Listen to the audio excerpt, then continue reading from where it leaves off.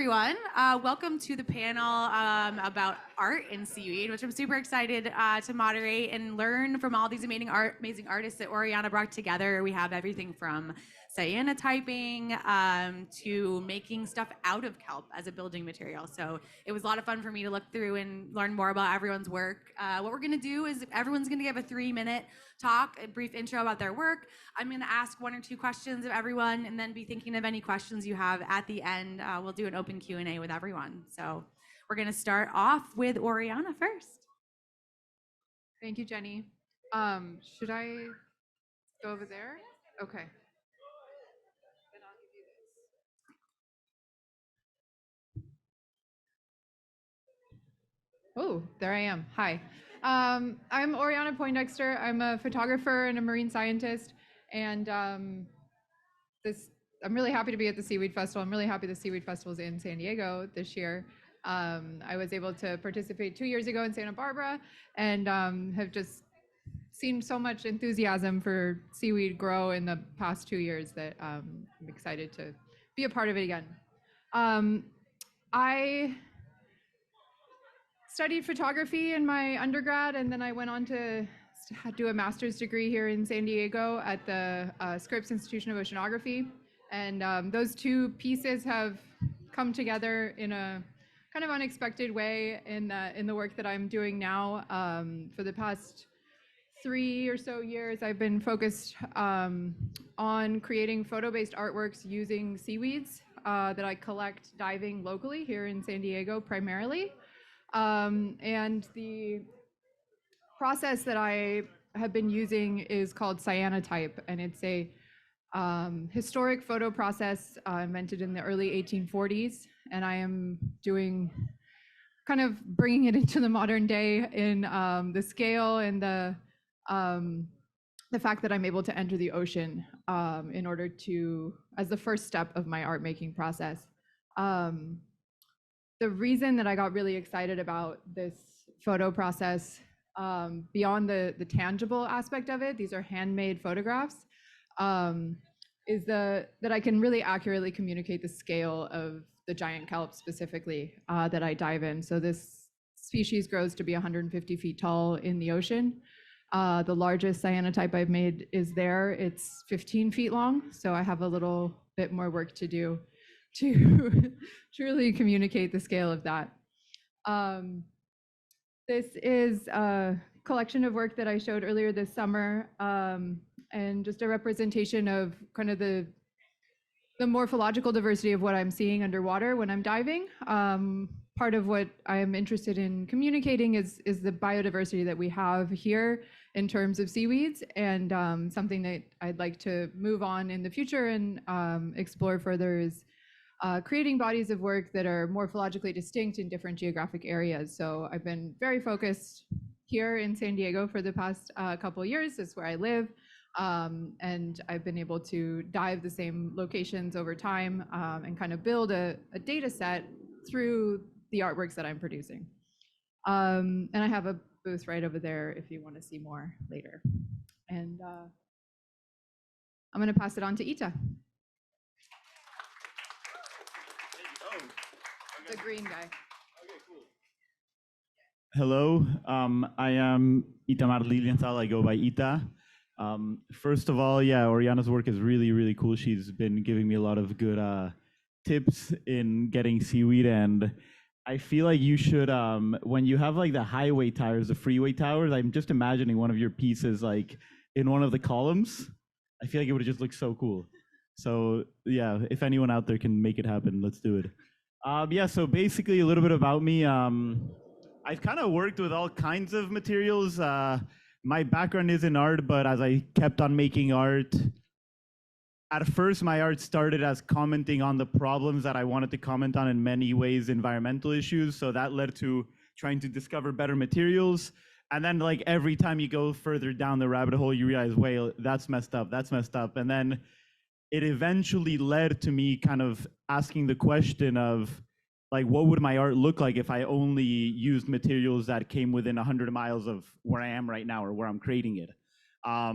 So depending on where I am in the world, it's going to look drastically different. And being here in San Diego, one of the things that just kept coming up was seaweed. And having been going to the ocean my whole life and always seeing seaweed as like, oh, it's just sticky and like gross, or like, what can you do with it? And not really seeing any precedents of stuff that had been done with it at scale, I kind of just kept on experimenting. And one of the really good things I discovered was that giant kelp here, because of its high alginate content, if you develop it a certain way, it actually sticks to itself. So it kind of, you can make giant sheets out of it by using nothing but heat and kelp.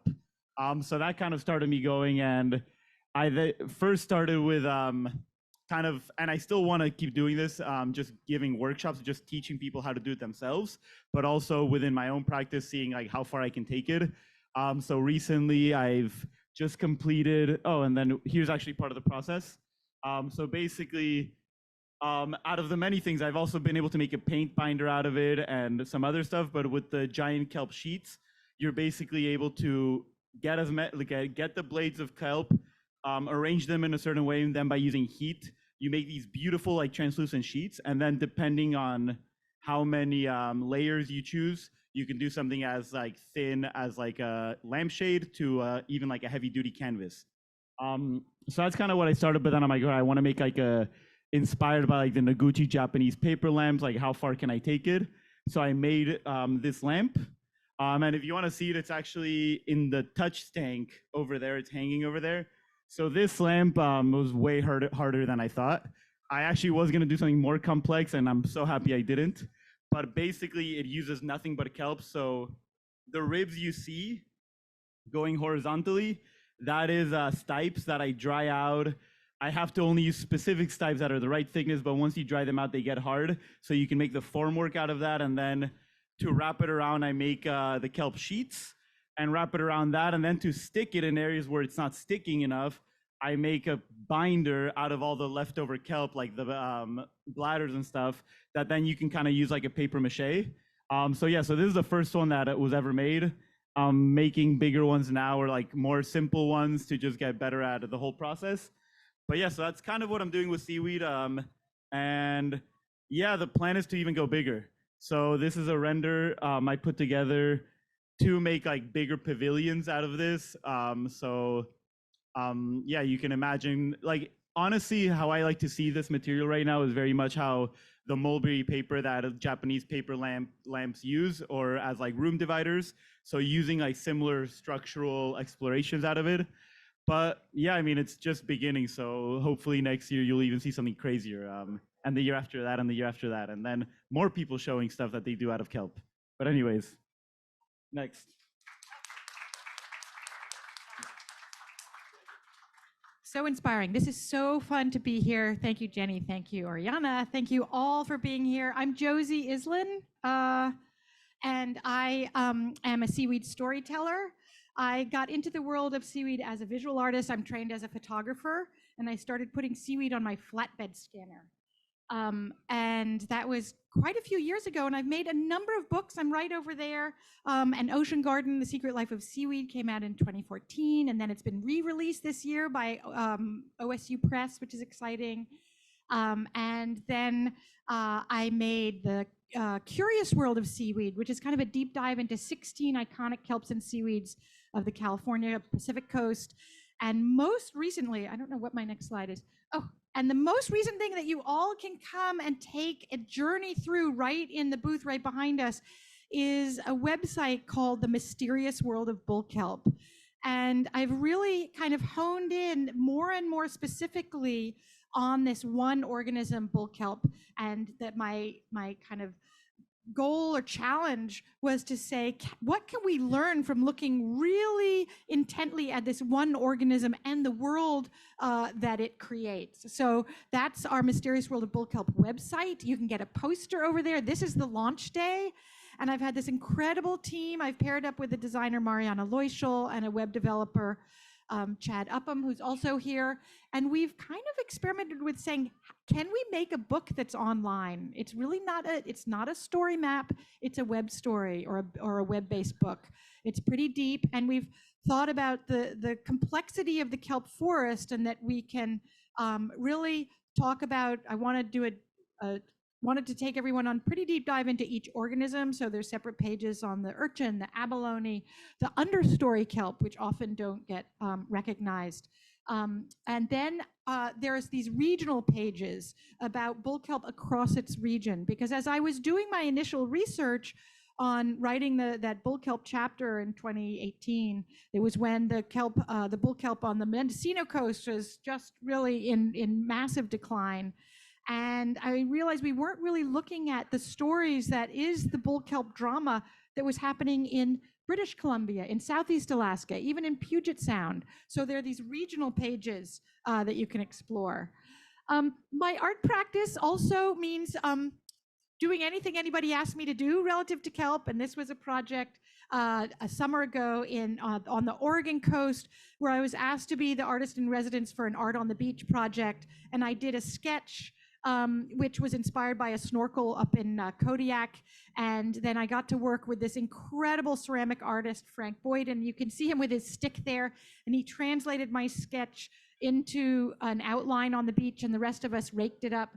And then we flew a drone. I don't know whether you can see it there, but we flew a drone and made this incredible kind of event. And what I found is that these art events, whether it's an exhibit, whether it's a book opening, whether it's art on the beach, they give you this opportunity to create space that's a kelp-oriented space or a seaweed-oriented space that then allows these other conversations to happen, whether it's around food, whether it's the science and the research.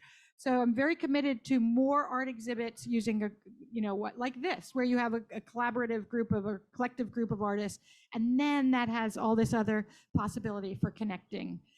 So I'll leave it there. Please come to our booth and check out the new website, and onward.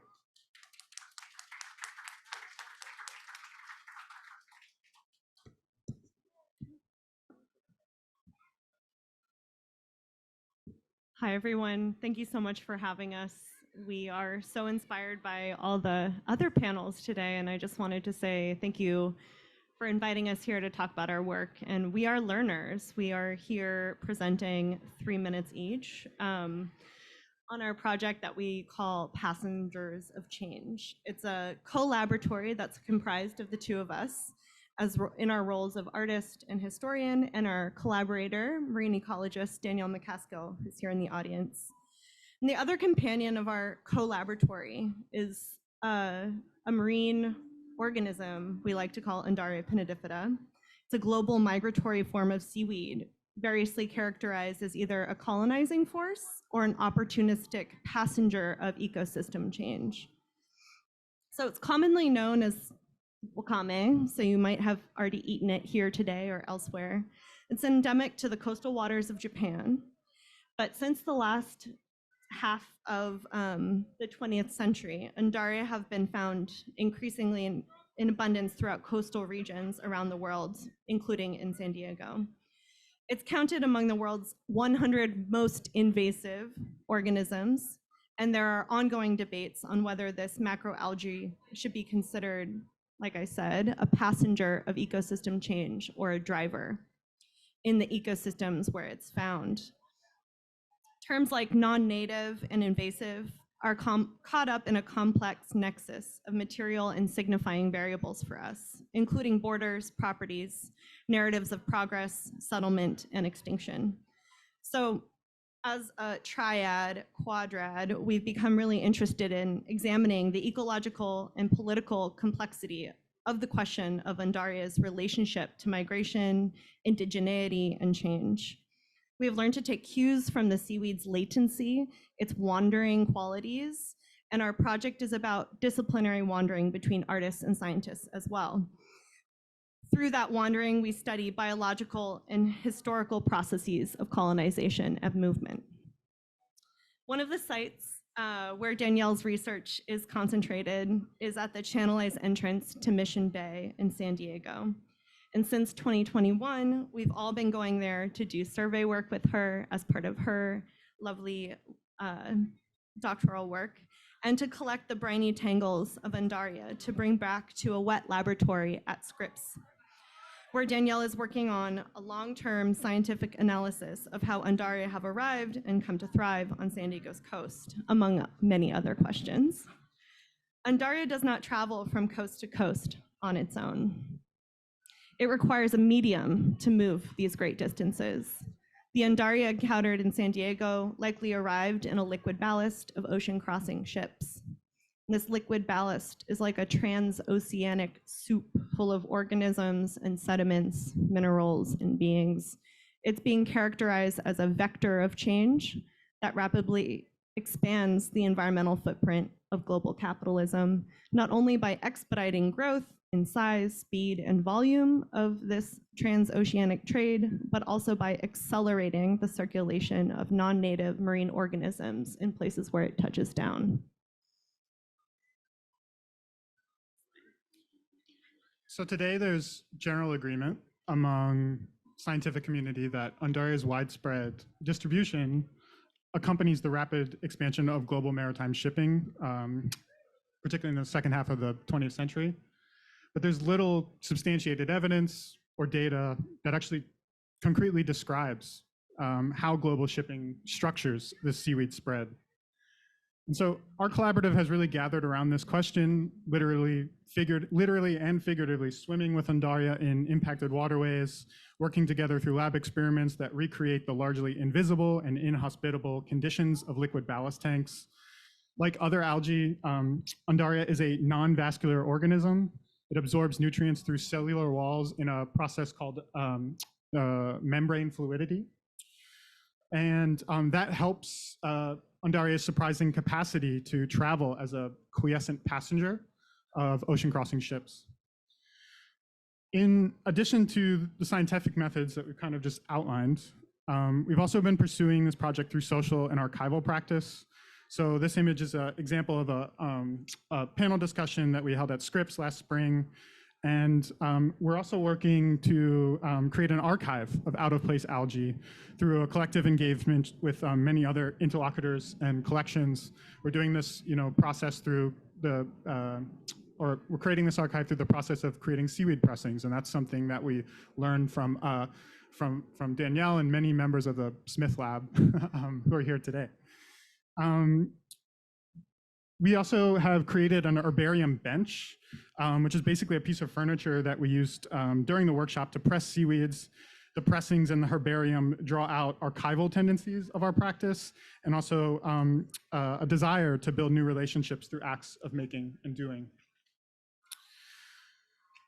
The archive that we're building will be part of, and the herbarium bench will be part of a long-term installation that we're making for the Birch Aquarium at Scripps, which is as part of the UCSD Getty Pacific Standard Time project, which opens in October 2024, so this time next year. We're currently in the process of designing and building a component of the installation at Birch that we call Ballast Bench. It's a tool for studying Undaria that is a sculptural installation that converts the workspace of a laboratory into a bench or a site of rest and relaxation. Its elliptically curved bottom causes the whole object to go into a back and forth motion when people sit on top. Think of a rocking chair. And the unstable platform also makes sounds, and like something like water lapping against a rocky shoreline or sloshing around in a tank. And that's because inside the tank are dozens of gallons of seawater that are inoculated with hundreds of Undaria sporophytes and gametophytes. And so when people sit on top of the bench and rock it back and forth, they become passengers, so to speak, of a marine scientific experiment through which the survival and reproduction rates of tiny Undaria spores under ballast tank conditions are monitored and tracked in a scientific analysis that cross-references the survival and growth of Undaria out at sites like at Mission Bay. The bench's hybridity really gets at the heart of our project, Passengers of Change, and through this project, we're seeking to co-create knowledge about these seaweeds and really deliberately loosen boundaries between art and science across human and more than human interests without reducing either to the other. Thanks.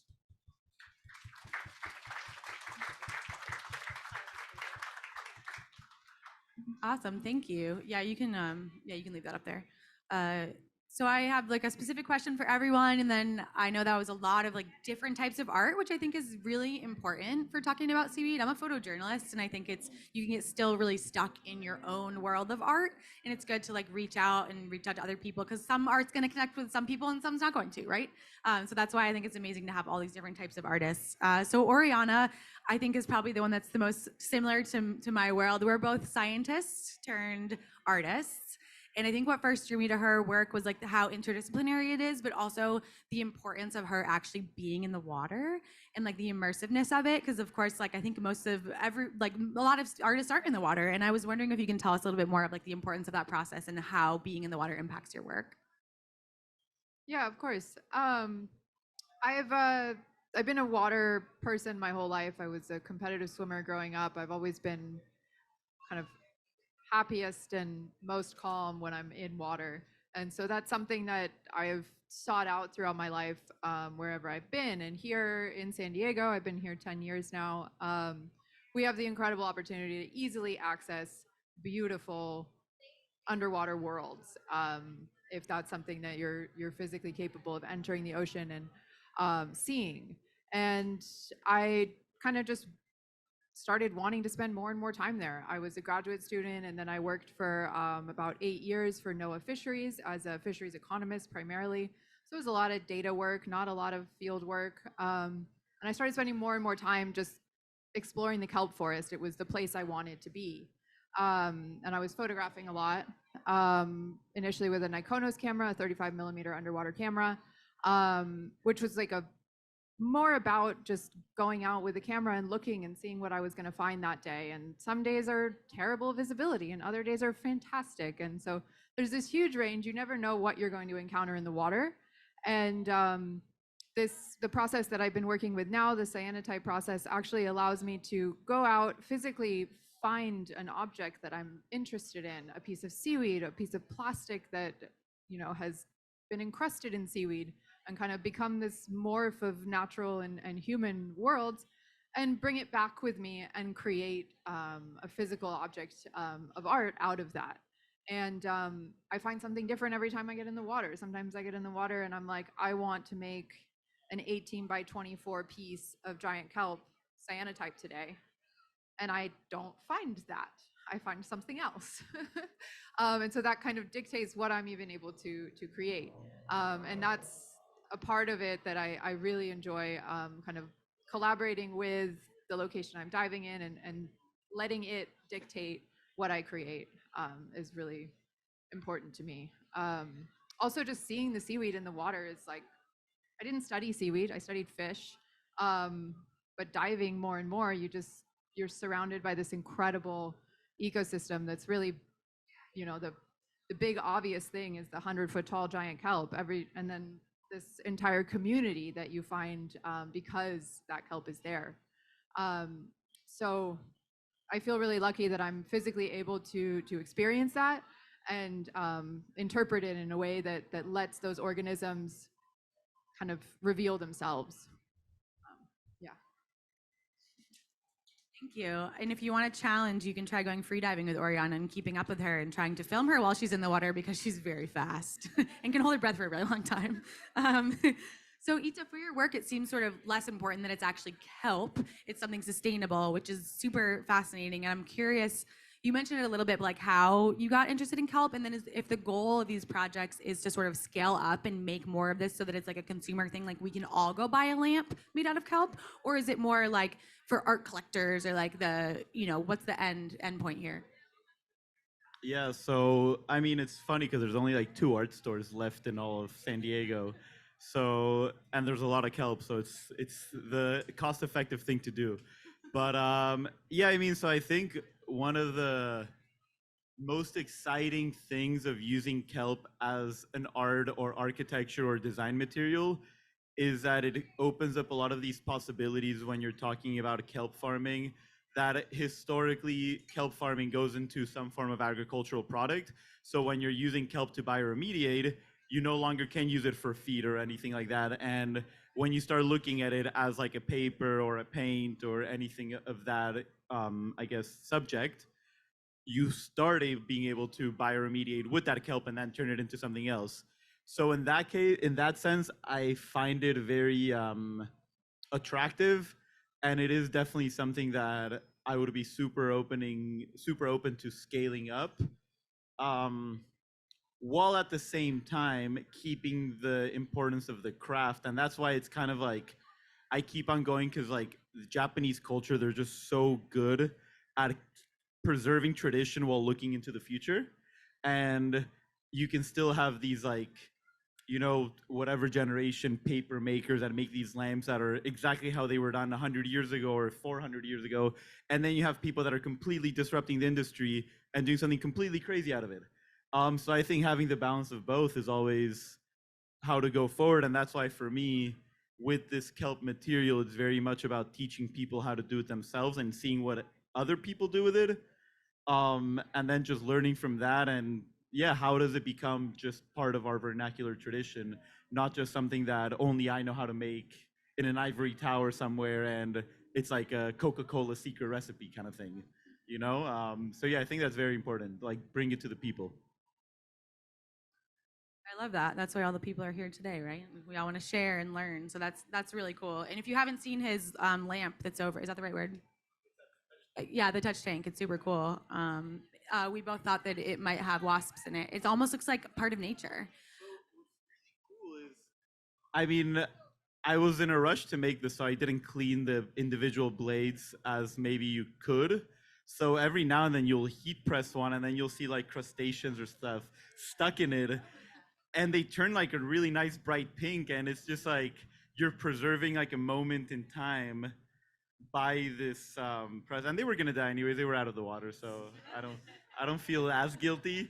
But it is really cool. It's like you're interacting with art. Like, I mean, this is a whole other conversation, but art materials have become so industrialized, so globalized, that I can be in New York, I can be in San Diego, I can be in China, and you're gonna get the same type of acrylic paint of the same quality, and that reduces the types of expressions you can get out of this material when it's all so uniform.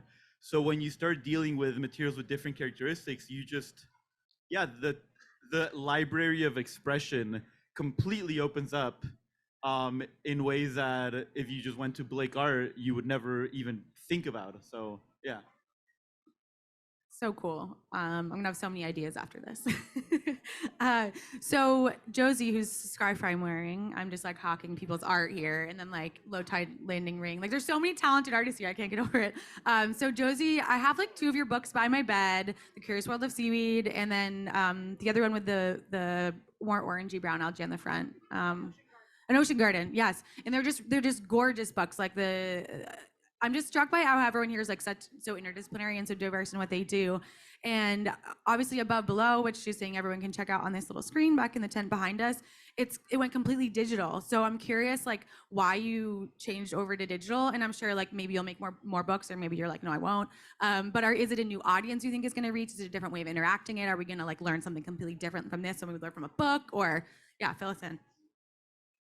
Awesome. Well, I also want to respond to Ida just a little bit, because it is so one of the great joys for me using the scanner, scanning the seaweed, is that there are all sorts of critters in there. I mean, these are alive organisms that have a whole world within them. So yeah, I totally, and that the quality that I can get from an individual like portrait of this particular alga that I've collected is why I love the scanner.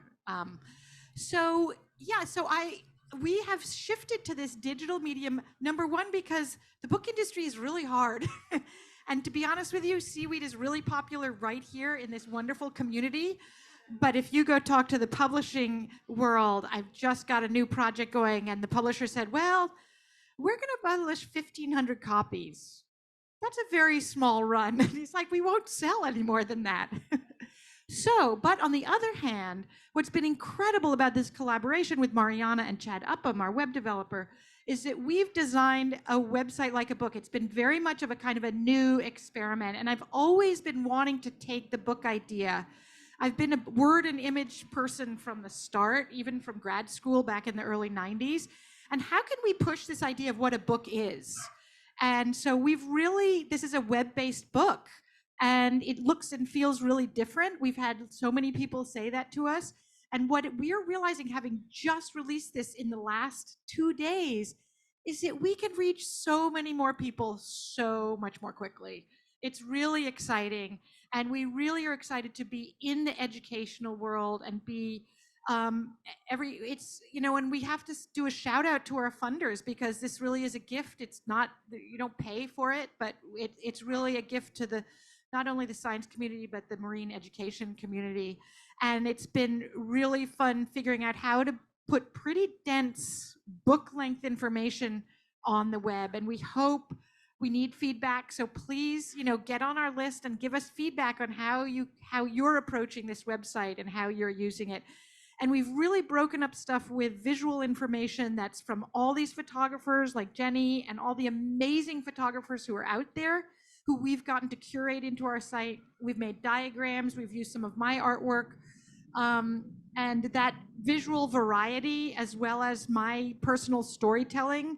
One of the things I'm passionate about is reading the scientific papers, going to the scientific conferences, talking to the scientists who are doing the research, and then being able to write it up in this kind of lyrical prose that I'm not a scientist. I'm not trained as a scientist, so I didn't have that vocabulary. So I'm kind of writing for my fellow non-scientists. But how do we build our own vocabulary? How do we take joy in that vocabulary? So it's pretty exciting. It's pretty exciting to work as a collaborative team. And again, part of it also is to be in collaboration with other artists. So the website is only just one pillar of our Above Below campaign. So it's so nice to be here with all of you guys. I have so many ideas for how to all work together to build this broader conversation about what does sustainability mean in terms of materials, and where is seaweed at the center of that. Thank you. I hope we have a lot of collaborations that come out of this, out of Seaweed Festival. This is my first one, and I can't believe I missed the other ones.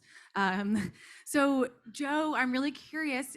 You work a lot with scientists. It sounds like you and Danny have been working together. I don't know if you have any, as someone who is a scientist coming into the art world or becoming a journalist, I know sometimes we as journalists or artists don't have the best reputation among scientists, and that navigating that relationship can be very difficult. And I'm wondering if you can tell us a little bit about what it was like to navigate the relationship with Danny. I mean, you don't have to tell us how terrible it is, or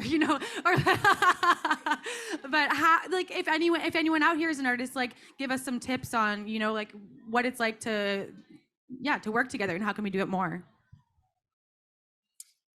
Thanks for that question. This question makes me reflect back on the previous panel for those who maybe attended it or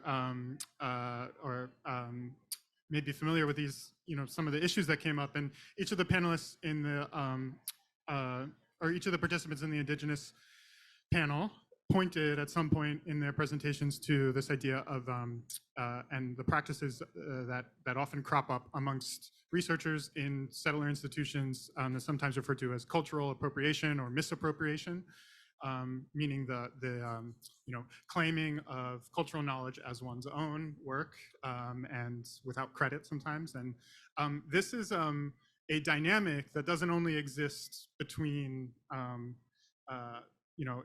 between settler and indigenous knowledge producers, but it also exists. It crops up within communities of researchers, whether that's, and by researchers I mean artists who do visual research and scientists who do ecological and environmental research, for example.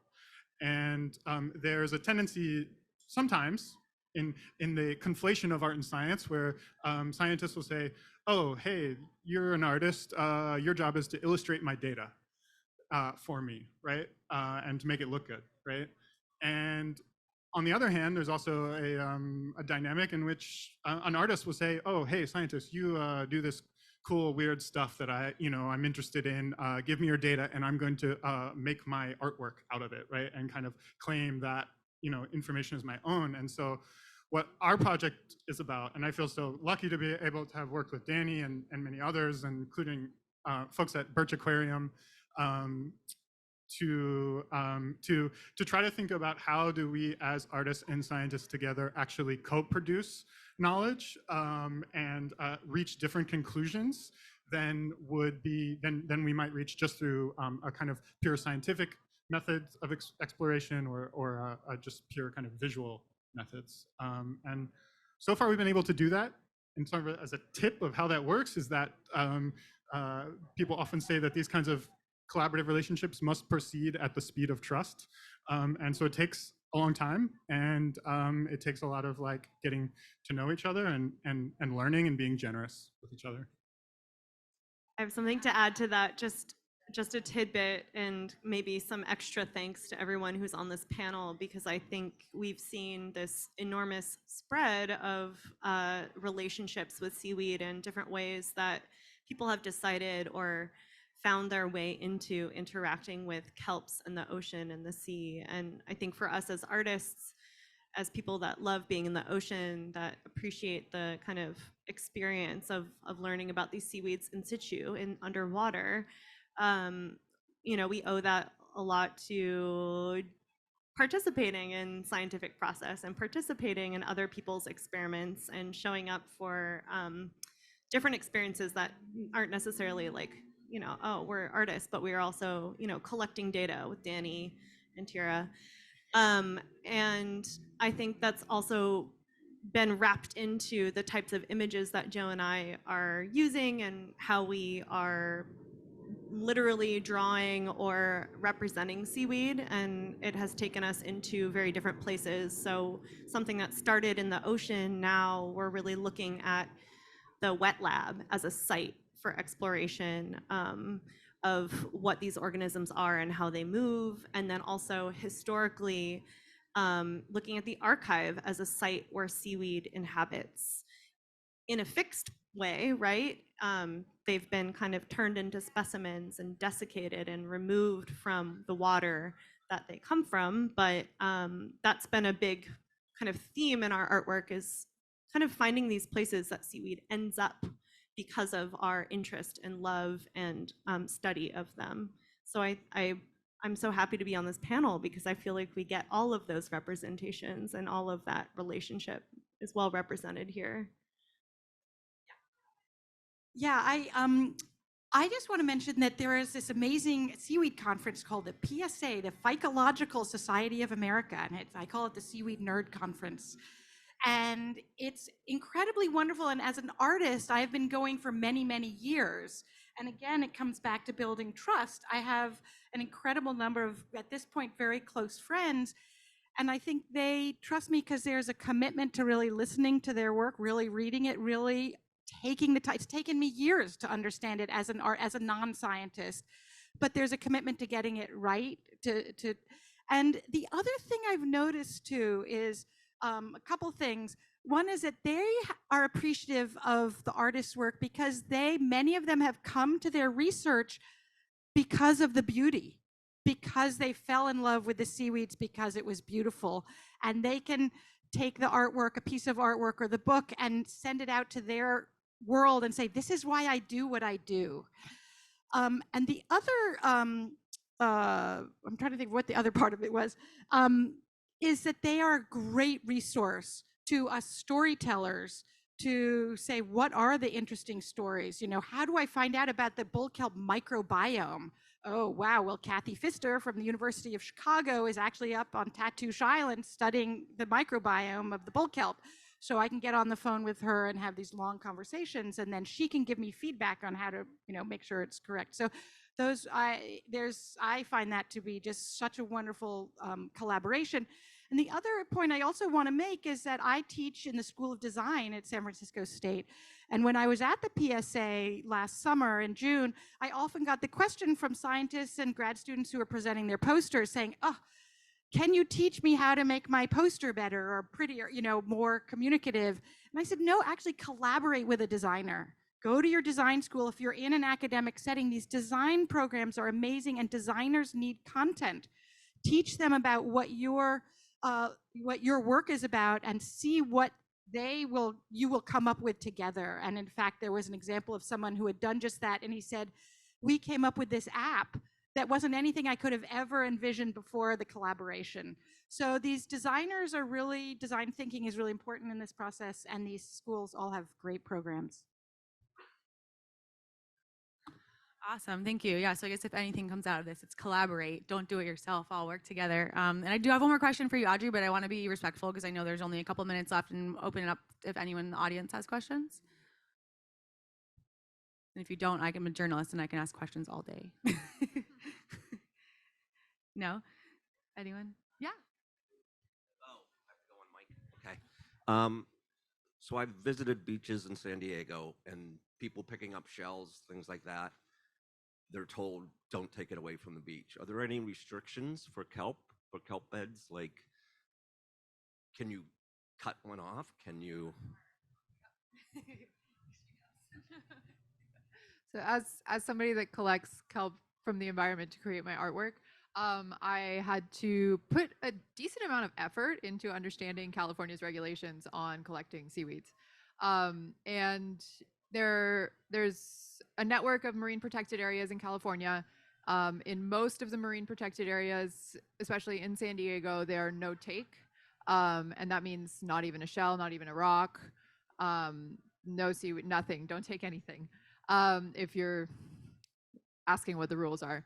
Outside of the marine protected areas, the recreational take for seaweeds is up to 10 pounds per day per person.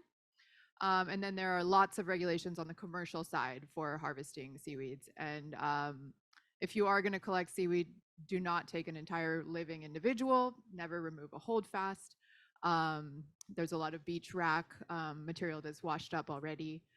That is no longer living. But yeah, it's mostly being aware of those marine protected area boundaries, which unfortunately are somewhat dense to understand if you're not like really going out of your way to find where those areas are. The signage could be updated.